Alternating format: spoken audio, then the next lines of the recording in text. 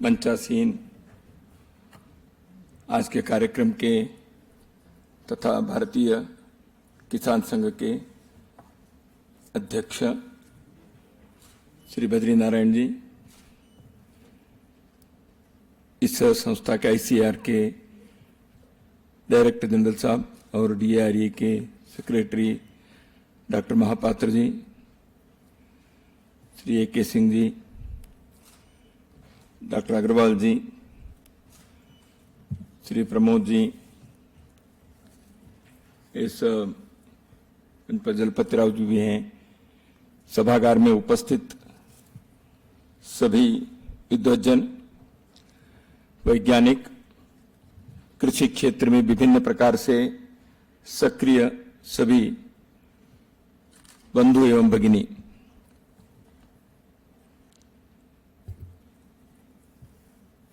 मैं सोचता हूं कि आज के कार्यक्रम समय पर समाप्त हो तो अभी तक जैसे कार्यक्रम कल से चला है उस परंपरा को थोड़ा ठीक से रखें तो 6:30 बजे कार्यक्रम समाप्त होना चाहिए।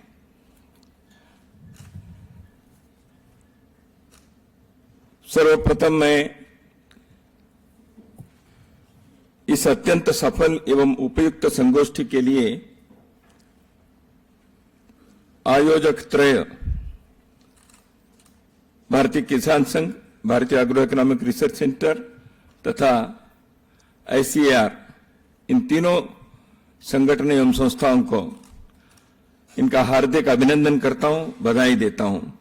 आपने बहुत ही एक सार्थक कार्य का संपन्न किया और स्वाधीनता के अमृत महोत्सव में ऐसा एक आयोजन बहुत ही अर्थपूर्ण है, प्रासंगिक है। कृषि क्षेत्र के संबंध में इस प्रकार के चिंतन करना अभी तक क्या हम पाए, समस्या चुनौती क्या है, क्या हमारी उपलब्धि रही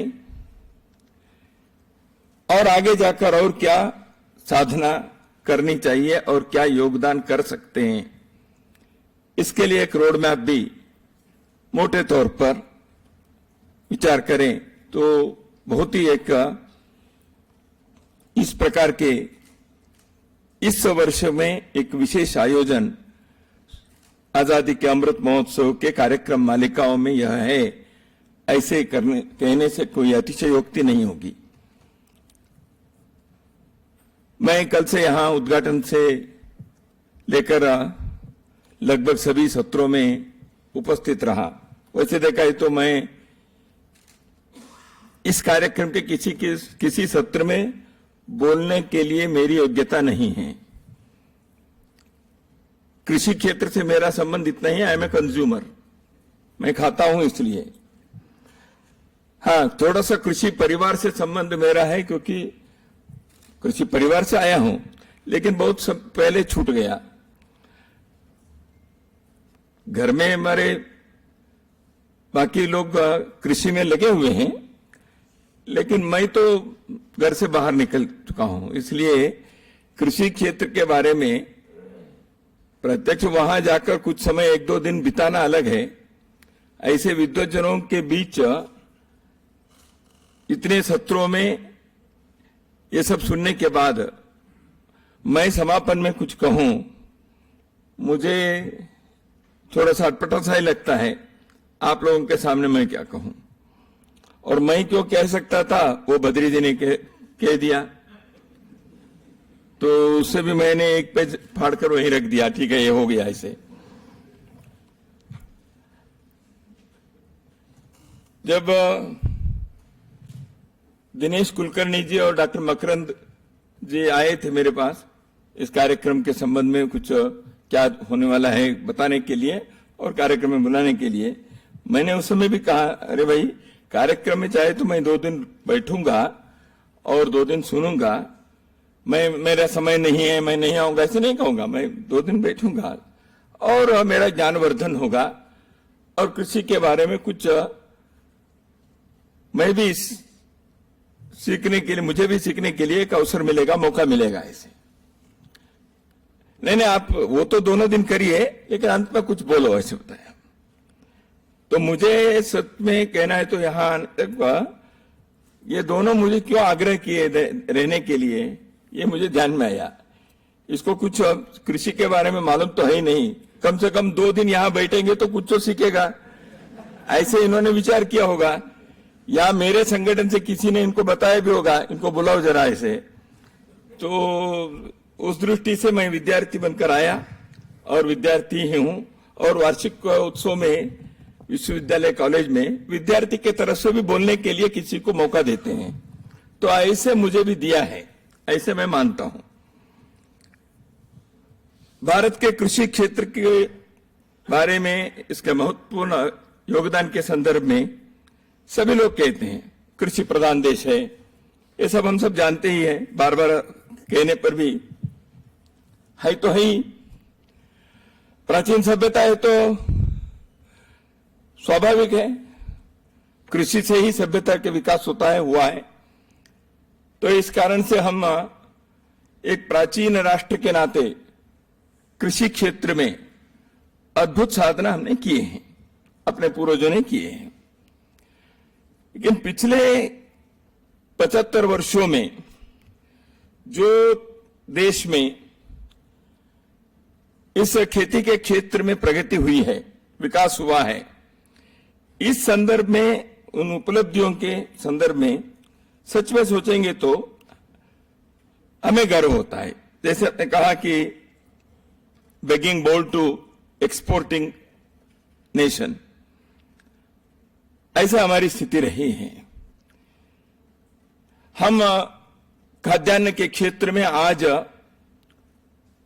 आत्मनिर्भर होकर केवल उतना ही नहीं, दूसरों के लिए भी यहां से हम खाद्यान्न भेज सकते हैं, ऐसी स्थिति में पहुंचे हैं। ऐसे एक अद्भुत उपलब्धि के लिए अभी तक के सभी सरकारों को, वैज्ञानिकों को, किसानों को और इससे जुड़े सभी को, इस देश के हर एक नागरिक के तरफ से मैं उन सबको धन्यवाद देता हूं और उन सबका अभिनंदन करता हूं। पिछले सत्र में डॉक्टर वरप्रसाद ने कुछ एग्रीकल्चर साइंटिस्ट जो इस देश के हैं, भारत में कार्य किए या विदेशों में कार्य किए, उन सबका चित्र लगाकर उन्होंने एक स्लाइड में दिखाया और वो सबसे बताया आप ताली बजाइए। हम सबने ताली बजाई, लेकिन मेरे मन में उस समय लगा ताली बजाना क्या है, खड़े होकर उन सबको हमें प्रणाम देना चाहिए, क्योंकि उन्होंने एक लीडरशिप दी है। सामान्यतः ऐसे काम तो एक व्यक्ति नेतृत्व देता है, आइडिया देते हैं, आगे बढ़ते हैं, तो एक टीम वर्क होता है। देश भर में उन लोगों ने जो बताया, उन्होंने जो करके दिखाया, जो मार्ग प्रशस्त किया, उसको लेकर एक बहुत ही गर्व की बात उपलब्धि के रूप में हम लोगों ने हासिल की है। वो ग्रीन रेवोल्यूशन हो सकता है, व्हाइट रेवोल्यूशन हो सकता है, भिन्न भिन्न प्रकार से उसके बारे में कहते हैं, मैं उसमें विस्तार में नहीं जाऊंगा। भारत की खेती की परंपरा जो है विश्व में बहुत प्राचीन है। अल्विन टॉफलर ने एक जो पुस्तक लिखे हैं थर्ड वेव्स, उसमें उन्होंने 3 प्रकार की टेक्नोलॉजी के विकास जो हुआ उसके बारे में, first wave of technology agriculture, second wave जो है इंडस्ट्री है, थर्ड वेव जो है इंफॉर्मेशन या इंटरनेट आज जो आए हैं, इन तीनों के बारे में उन्होंने अपने थर्ड वेव पुस्तक में बहुत विस्तार से कहा है। तो मुख्य रूप से उन्होंने इंटरनेट के बारे में कहा है, लेकिन इंफॉर्मेशन एंड टेक्नोलॉजी के जो है वो एक क्रांति के रूप में, एक टेक्नोलॉजिकल एडवांसमेंट के रूप में आज दुनिया में जिस प्रकार इसका विकास हुआ है, हम सब प्रतिदिन नहीं प्रतिक्षण अनुभव करते ही हैं। लेकिन कृषि के क्षेत्र में जो हुआ है भारत में इतने वर्षों में, एक सक्सेस स्टोरी है। इस success story of historical journey in the field of agriculture is not only to be proud of, but it serves as an inspiring example for all. PL 480 के दिन आप थोड़ा याद करिए. यहां नई पीढ़ी के लोगों को PL 480 क्या है मालूम ही नहीं होगा शायद. तो अमेरिका के कानून था, यहां गेहूं लाए वगैरह वगैरह सबको मालूम है. तो आज सुबह एक सत्र में मेरे मित्र इन्होंने बताया कि कैसे हम 1965 के वार के बाद लाल बहादुर शास्त्री जी को कैसे जीते हुए भूमि को वापस देना पड़ा, क्योंकि हम बाकी विषयों में भीख मांगने वाली स्थिति में थे. हम खाद्यान्न के क्षेत्र में आत्मनिर्भरता नहीं होने के कारण हम दुनिया के सामने झुके. मुझे याद है आर.के. लक्ष्मण के एक कार्टून आया था टाइम्स ऑफ इंडिया में. उस कार्टून में एक राजनीतिक नेता खड़े हैं, कोई मिनिस्टर वगैरह चित्र में. वो टेबल पर एक विश्व के मानचित्र ऐसे बिछाया हुआ है, चारों ओर अधिकारी बाकी लोग खड़े हैं और मिनिस्टर बताता है, देखो here is a country which has not lent anything to us. यहां एक देश है, हमें कुछ भी कर्जा नहीं दिया है, वहां जाएंगे. यानी दुनिया से सबसे हमने कुछ न कुछ लिया है. तो ऐसी स्थिति हो गई थी.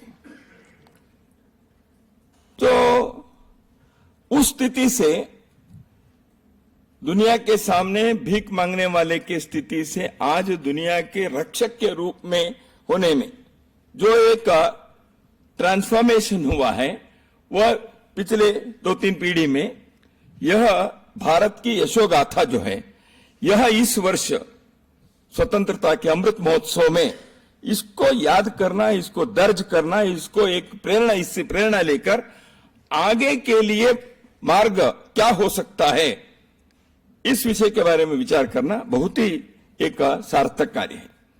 दुनिया में क्या हो रहा है अभी, दिल्ली जैसे शहर में भी आईटी में क्या हो रहा है, इंजीनियरिंग में, टेक्नोलॉजी में हो रहा है, इसके बारे में बहुत विस्तार से और तरह तरह की चर्चा हो रही है. लेकिन मनुष्य के बहुत ही प्राथमिक जो आवश्यकता है, मौलिक आवश्यकता है, अन्न के बारे में यदि हम आज चर्चा नहीं करेंगे तो अन्न, वस्त्र, ये जो मौलिक आवश्यकता है, इसके बारे में तो ही बाद में सोचना पड़ेगा. You can't eat computers and chips. तो अल्टीमेटली मनुष्य को खाने के लिए अनाज चाहिए, फल चाहिए, सब्जी चाहिए. तो इन चीजों के बारे में क्या हम कर सकते हैं, और भूमि अभी जितना है उससे 1 इंच भी ज्यादा नहीं होने वाला है दुनिया के, और उपजाऊ भूमि जो है वो कम होते जाएंगे. किसी ने वो भी कहा है, शायद प्रहलाद पटेल जी ने अपने भाषण में उन्होंने कहा कि हम तो विस्तारवादी नहीं हैं, तो इसलिए हमारी भूमि तो इतनी रहेगी. समझो भूमि ज्यादा भी आए, केवल भूमि नहीं मिलेगी, जन भी आएंगे साथ में जब भी होगा. तो इसलिए we have to feed so many people again.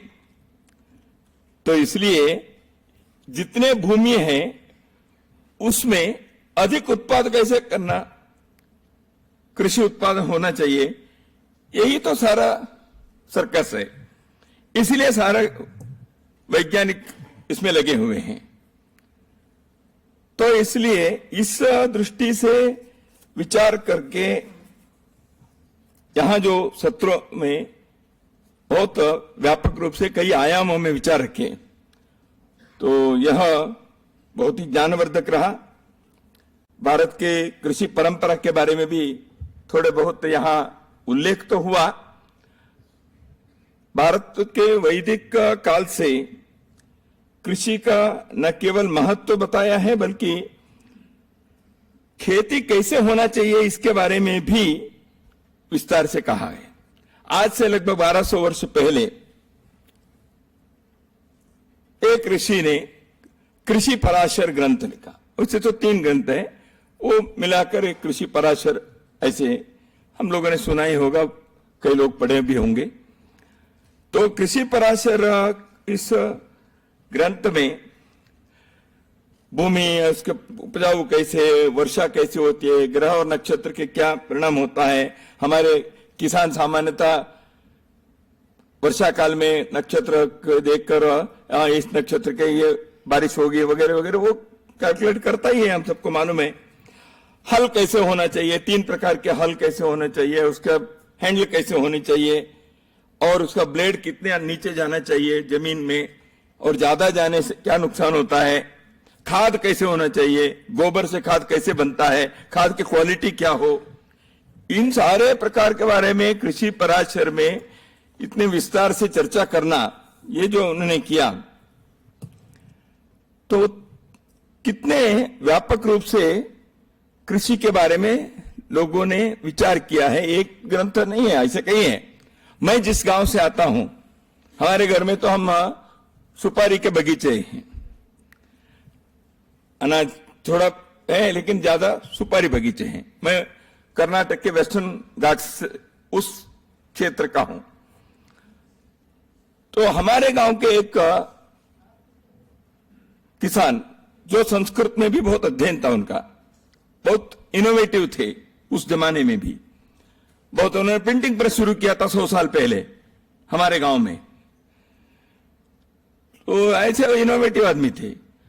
वो संस्कृत के ज्ञाता होने के कारण और सुपारी के कृषि करते थे। उन्होंने पूग शतकम, ऐसे एक पूगी फल यानी सुपारी है, तो पूग शतकम ऐसे एक उन्होंने लिखा। उसमें 100 श्लोकों में सुपारी के कृषि कैसे होने चाहिए उन्होंने लिख के रखा है।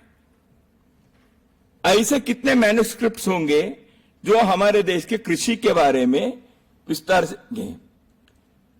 तो इन सारे चीजों को से थोड़ा सा आज भारत की जो ज्ञान परंपरा में कृषि के जो महत्वपूर्ण स्थान भी है, योगदान भी है, उसको हमें सामने लाना चाहिए। I don't know whether the agricultural institutes will have any paper about the Indian tradition of agriculture. I don't know. क्यों होना नहीं चाहिए? हमारे कृषि के ग्रेजुएट्स को इस देश के कृषि की परंपरा कैसी थी, ठीक है, परीक्षा में मत रखो उसको, 100 मार्क मत रखो, कम से कम लेट देम रीड समथिंग। नहीं तो हमारे यहां कुछ भी नहीं था, ऐसे ही क्यों होना चाहिए? जो था उसके बारे में I don't know, agricultural education में यदि जोड़ दिया, पहले तो नहीं था, इन दिनों में जोड़ा होगा तो मुझे मालूम नहीं। कृषि के संबंध में तो जय किसान जय जवान, उसके साथ विज्ञान भी जोड़ दिया। कृषि तो नास्ति दुर्भिक्षम, ये सबका कृषि के संदर्भ में, कृषि केवल भूख मिटाने के लिए नहीं है, जीवन को चलाने के लिए एक मौलिक आवश्यकता के नाते अन्न चाहिए, इतना ही है क्या? नहीं। कृषि मानवीय सभ्यता संस्कृति को एक बहुत बड़ा योगदान उसने दिया है। योगदान क्या है? कृषि ही आधार है सभ्यता और संस्कृति के। तो इसलिए इस दृष्टि से यदि हम सोचें, अन्न के उत्पाद बहुत होना चाहिए, अबंडेंस, इन अबंडेंस। हमारे अर्थशास्त्र कहता है, भारतीय अर्थशास्त्र, हिंदू अर्थशास्त्र, we should produce abundantly but consume very very frugally। Consumption के बारे में सादगी और संयम रखा है, प्रोडक्शन के बारे में नहीं रखा है। तो क्यों ऐसे सोचा होगा? 2 प्रकार से। एक, आने वाले दिनों में सूखा पड़ सकता है, अकाल हो सकता है, इसलिए आप produce abundantly when it is possible. तो उत्पाद ज्यादा करो और बचा के रखो। जैसे बफर स्टॉक के बारे में यहां उल्लेख भी हुआ, दुनिया में पी दास जी ने शायद उल्लेख किया। दुनिया के 15 देशों में मैंने देखा, कहीं भी 22 देशों में मैंने देखा, कहीं भी इतने प्रकार से बफर स्टॉक नहीं है जो हमारे पास है, ऐसे उन्होंने उल्लेख किया। तो एक है उसके लिए। दूसरा और एक है जिनके पास नहीं है, संकट में रहते हैं, उनके लिए देने के लिए, जैसे अभी श्रीलंका के लिए हमको देना पड़ रहा है। तो इसलिए अन्नम बहुकुर्वीत, और वेस्टेज ऑफ फूड ये होता, अन्नम न निंद्यात, ये वेद के आदेश हैं। अन्नम बहुकुर्वीत, अन्नम न निंद्यात, डोंट वेस्ट फूड। यानी वेद के ऋषि को मालूम था ये आने वाले लोगों जो है ना, ये फूड वेस्ट कर सकते हैं, इसलिए हजारों साल पहले उन्होंने कहा के रखा, डोंट वेस्ट फूड। मैं उज्जैन में एक वैचारिक कुंभ था, वहां कोई एक विदेश की एक महिला आई थी, उन्होंने फूड वेस्टेज के बारे में दुनिया में कैसे कैसे हो रहा है इसके बारे में बहुत स्टडी करके उन्होंने कुछ विचार बताया कैसे इसको बचाना चाहिए इसे। तो इसलिए विश्व को ज्ञान देने के विश्व गुरु बनना, यह भारत के बारे में बहुत बार कहा जाता है। विश्व को अन्न देने वाले अन्नदाता भी भारत बनना चाहिए, इस पर भी आग्रह होना चाहिए। भारत के सिल्क रूट के बारे में बहुत बारी चर्चा होती है। मुझे मालूम नहीं आप में से कितने लोगों को मालूम है, भारत में एक राइस रूट भी था। हमारे एक सोशियोलॉजी के स्टडी करने वाले एक हमारे मित्र ने भारत के राइस रूट के बारे में उन्होंने पेपर लिखा। आरआईएस जो है, मिनिस्ट्री ऑफ एक्सटर्नल अफेयर्स के अंतर्गत एक स्वायत्त संस्था है, regional information system India habitat में उसका ऑफिस है। उनके एक सेमिनार में उन्होंने ये विषय रखा, rice route of from India. Silk route जैसे है, यहां से राइस कैसे कैसे गया था, उसके किस्म कैसे गए थे, उसकी प्रजातियां कैसे गई थी है। वो व्यक्ति जो मेरे मित्र है कोलकाता के हैं, वो जॉर्डन गए थे एक सेमिनार में, उनके इंटरेस्ट है, उन्होंने कई म्यूजियम वगैरह में गया, वहां कुछ आर्कियोलॉजिकल जो फाइंडिंग्स थे उसमें देखने के लिए गए। वहां उनको हजारों साल पहले के मिट्टी के मटके मिले, उस मटके के अंदर लौंग था, लौंग। वहां के लोगों ने कहा यह भारत से आया था। तो इसलिए हमारे केवल सिल्क रूट नहीं, और भी कई ऐसे कृषि उत्पाद के रूट्स भी हुए होंगे। इसलिए एग्रीकल्चरल हिस्ट्री, एग्रीकल्चरल ट्रेडिशन, इन चीजों के बारे में भी अपने देश में शिक्षा में, सार्वजनिक जीवन के मीडिया में, प्रदर्शनी में, इसमें इनको सामने लाना यह आवश्यक है, ऐसे मुझे लगता है। यहां बहुत सारे विषय कल से आए हैं, मैं सभी विषयों के बारे में चर्चा नहीं करूंगा। एक इस संदर्भ में जो बताया है कि कृषि समृद्धि के लिए है, कृषि सभ्यता के लिए है, संस्कृति के लिए है, संतुलन के लिए है। कृषि बढ़ने से पर्यावरण की रक्षा होती है, इंडस्ट्री बढ़ने से पर्यावरण पर थोड़ा असर होता है, लेकिन इंडस्ट्री चाहिए। लेकिन कृषि के कारण पर्यावरण की रक्षा, वो यदि संतुलन रहता है इंडस्ट्री एंड कृषि में, तो पर्यावरण का संतुलन भी अपने आप साधित हो जाता है।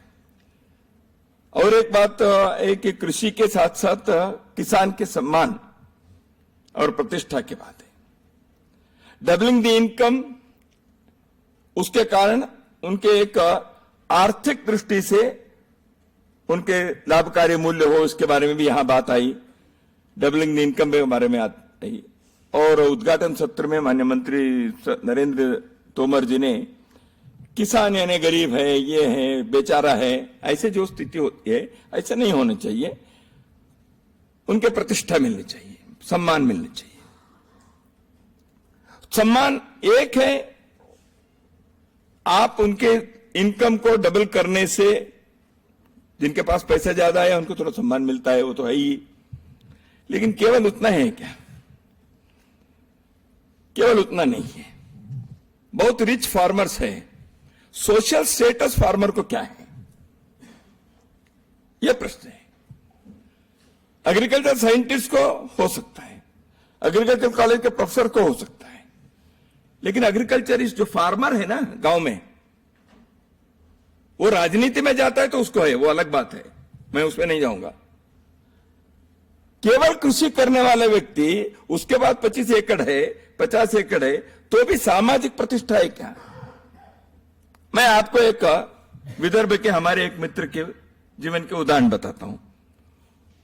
उसने पोस्ट ग्रेजुएशन एजुकेशन लिए, वो घर में जाकर कृषि करना प्रारंभ किया। वो बड़े एक तहसील केंद्र में, जिला केंद्र हो गया अभी, उसमें वो रहता था। गांव में कृषि के लिए जाता था। वो पोस्ट ग्रेजुएट था, लेकिन एग्रीकल्चरिस्ट, फार्मर। थोड़े दिन के बाद मैं एक बार उनके घर गया तो उन्होंने घर के सामने ग्लास का एक ऑफिस बनाया है, जैसे बाकी ऑफिस होते हैं, ग्लास वगैरह का ऑफिस बनाया। उसके सामने उन्होंने नाम बनाया, जयंत उत्तरवारकर, MBA, एग्रीकल्चरिस्ट। मैंने कहा ये ऑफिस क्यों, क्या करने वाले हो? नहीं, ये ऑफिस रहने से लोगों को लगता है मैं भी बड़ा आदमी हूं। तो तुम क्या करते हो? मैं तो किसान हूं। तो उन्होंने एक अनुभव बताया। यहां जिले में डिस्ट्रिक्ट कलेक्टर शांति समिति ये वो सब बनाते हैं, सबको भेजते हैं। वो 15 अगस्त के कार्यक्रम भेजते हैं, वो डॉक्टर को भेजते हैं, एडवोकेट को इनविटेशन भेजते हैं, सबको भेजते हैं, मुझे नहीं भेजते। एक किसान को सरकारी अफसर भी इनको किसी सरकारी कार्यक्रम में बुलाना चाहिए, ऐसे नहीं लगता। एडवोकेट को भेजेंगे, कॉलेज प्रिंसिपल को भेजेंगे। ये है सोशल प्रतिष्ठा जो है ना, सामाजिक प्रतिष्ठा। इसमें उन्होंने कहा मैं ये ऑफिस बनाया ना, बोर्ड लगाया, उत्तरवारकर MBA एग्रीकल्चरिस्ट, क्लास का ऑफिस रखा है। मैं दिन में 1 घंटे यहां बैठता हूं और कुछ करता नहीं हूं, और बाकी तो किसान हूं मैं। अब लोग मुझे मानते हैं। मुझे बहुत ही आश्चर्य लगा। मैं सोचने पड़ गया, किसान को एक है आर्थिक दृष्टि से उनके डबलिंग द इनकम जो होना चाहिए वो होना चाहिए। गारंटीड इनकम किसान को कई बार होते नहीं, वो सब वर्षा पर निर्भर है, मार्केटिंग पर निर्भर है, बाकी इस पर है, डिमांड एंड सप्लाई है, इस पर है। लेकिन अब प्रतिष्ठा भी ऐसे है। इस विषय के बारे में भी विचार करना चाहिए। दूसरे, कल हमारे मुख्य अतिथि मॉरिशस से हमने बुलाया था, बहुत अच्छी बात। मॉरिशस अपने देश के लोग वहां जाकर वहां कृषि करके उस देश को समृद्ध बनाने का बहुत बड़ा योगदान दिया। वहां के कृषि मंत्री जो मूल से भारतीय मूल के हैं, उन्होंने जो विचार बताया, फूड सॉवरेंटी विसावी स्ट्रेटेजिक अलायंस, एक बहुत महत्वपूर्ण विषय था। उन्होंने विस्तार से उसमें नहीं गए, लेकिन एक सच में कहना है तो उस विषय के बारे में हमें उनको ही कहना पड़ेगा, वो क्या चाहते थे कहने, विस्तार करें। लेकिन एक विषय उन्होंने इस सेमिनार में लाया, food security, food sovereignty and strategic alliance in the world. तो इस आयाम को विचार करने लायक विषय है, ऐसे मुझे लगता है। जो कृषि क्षेत्र की चुनौतियां हैं, चैलेंजेस हैं, स्मॉल होल्डिंग्स है, लागत ज्यादा है, टेक्नोलॉजी है, सूचना तंत्र की कमी है, अवेयरनेस नहीं होता है। अग्रवाल जी ने कहा मैंने 10,000 कितने ट्रेनिंग किया है आपने? हाँ, हजारों ट्रेनिंग आपने किया है। फिर भी कल यहां विषय आया कि किसान को बहुत सारे विषय जो वैज्ञानिक करते हैं, बाकी सरकार की जो योजना होती है, पहुंचती नहीं है। तो इस गैप को कैसे हम भरें, इसको ठीक करना पड़ेगा। और आज सोदी जी ने जो एक विषय बताया, इन्फ्लेशन एंड फूड प्राइस के जो लिंकेज है, उस संदर्भ में भी गंभीरता से विचार करने का है। विषय तो ठीक है, लेकिन जो इंडस्ट्रियल प्रोडक्ट्स है वो बढ़ता है। लोगों को लगता है अन्न वस्त्र फूड एक कम दाम में मिलना चाहिए। स्वाभाविक है, रोटी कपड़ा और मकान मौलिक आवश्यकता होने के कारण सबको मिलना है, तो वो अफोर्डेबल होना चाहिए, उनके आमदनी के हिसाब से ही वो मिलना चाहिए। और जैसे ने कहा, जो कृषि का उद्देश्य है वो तो sufficient safe nutritious food for the diet of all for healthy life for all times. Am I right sir? So इसलिए सभी के लिए, सभी के स्वस्थ जीवन के लिए आवश्यक पर्याप्त सुरक्षित पौष्टिक खाद्यान्न उत्पाद करना, यह कृषि का उद्देश्य है। तो इस को बनाना है, लेकिन पौष्टिक सबके लिए मिलना है तो उसका दाम नहीं बढ़ा सकते। दाम बढ़ गया तो कुछ लोगों को नहीं मिलेगा, या जितना चाहिए उतना नहीं मिलेगा। तो इसलिए इसमें सरकार के, कोऑपरेटिव्स के, बाकी लोगों की कुछ भूमिका है। इसलिए पीडीएस वगैरह वगैरह जो भी बनाए हैं अपने देश में, वो तो है ही, होना भी चाहिए। तो इसलिए गैप्स जो है, इस कारण से इसको ठीक करना, माल न्यूट्रिशन के कारण जो गैप है उसको ठीक करना, सभी के लिए खाद्यान्न आवश्यकता पूर्ण करने के लिए मिले एक। लेकिन इस कारण से उसके दाम कम होने से किसान को जो मिलना चाहिए उसके लागत और बाकी चीजों के कारण, उसके अनसर्टेनिटी की, अनिश्चितता के कारण बहुत बार जो नुकसान होता है वो कैसे होगा, उसके भरपाई कैसे, इस विषय के संदर्भ में कुछ बातें यहां उठाई गई हैं। उन विषयों के संदर्भ में आने वाले दिनों में और गहराई से और सार्थक चर्चा होकर इसके बारे में करना चाहिए। और बहुत ज्यादा लोग कृषि पर निर्भर हो गए अपने देश में जनसंख्या में। विजय पाल जी ने इस विषय को यहां उठाया था। किसी ने कहा यहां तो लेबर नहीं मिलते, तो इसका क्या है, उनको प्रश्न पूछा, उन्होंने उत्तर भी दिया था। तो इसमें एक सच में कहना है तो जितने भूमि है, जितने प्रोडक्शन होना चाहिए, उसमें ज्यादा लोग एग्रीकल्चर पर होने से समस्या है। लेकिन जो उत्तर मिला, skill, agro industry, rural technology, इन विषयों के संदर्भ में थोड़ा सा अधिक ध्यान देकर हमारे टेक्नोलॉजी को, रूरल साइड के टेक्नोलॉजी को बन गया। भाई हैदराबाद में एक इंस्टीट्यूट है, एनसीआर है, लेकिन वो इंस्टीट्यूट अभी तक, हमारे कुछ मित्र हैं, मैंने कहा क्या करें साहब, इसको ना फंड मिलता है, ये इंस्टीट्यूट चलाना है कि नहीं चलाना है सरकार तय करे। नरसिम्हा राव जी जो प्रधानमंत्री थे, उन्होंने एनसीआरए को प्रारंभ किया था हैदराबाद में, national council for rural institutes. तो रूरल इंडस्ट्रियलाइजेशन के बहुत सारे ऐसे विषयों के संदर्भ में हमें और अधिक ध्यान देकर कृषि पर निर्भर होने वाले लोग, उनको कृषि क्षेत्र से संबंधित, ग्रामीण जीवन से संबंधित लोग, जीवन के क्षेत्र में कैसे लाकर खड़े कर सकते हैं, देश का उत्पाद भी बढ़े, स्किल भी बढ़े, नगरी के तरफ वो माइग्रेट ना हो। क्योंकि आज जिस प्रकार से नगरीकरण हो रहा है भारत में, more than 52% of the population are living in urban areas in the last census. ये बहुत बड़ी समस्या हो जाएगी। भारत कृषियों का देश है, गांव का देश है, वो नहीं रहेगा 15 साल के बाद। जब भारत कृषि का देश नहीं रहेगा इस प्रकार से, या ग्रामीण देश नहीं रहेगा, अपनी संस्कृति सभ्यता जिसके बारे में हम इतने गर्व से कहते हैं, उस पर असर होता है। इसलिए ग्रामीण क्षेत्र में बहुत बड़ी संख्या में जनसंख्या है, तो कृषि को मजबूत करना, कृषि आधारित उद्योग को मजबूत करना और उससे संबंधित स्किल को डेवलपमेंट करते हुए अगली पीढ़ी को उस क्षेत्र रहने के लिए आकर्षण बढ़ाने के लिए एक मुहिम चलाना पड़ेगा देश के अंदर।